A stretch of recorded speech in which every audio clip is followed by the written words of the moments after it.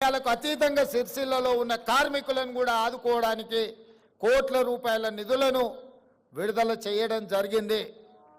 మా principal secretary గారు handloom అదే విధంగా పవర్ లూమ్స్ మనం ఆదుకోవాలి, పన్నులు ఇవ్వాలి.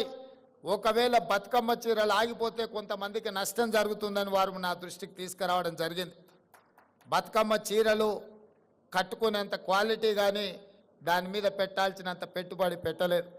అందుకే ఈరోజు నేను మా మంత్రి అధికారి గారు చెప్తే నేను ఒకే మాట చెప్పిన, ఈరోజు స్వయం సహాయక సంఘాలు మా మహిళలు సెల్ఫ్ హెల్ప్ గ్రూప్స్ కింద 63 లక్షల మంది సభ్యులు ఈరోజు తెలంగాణ రాష్ట్రంలో ఉన్నారు.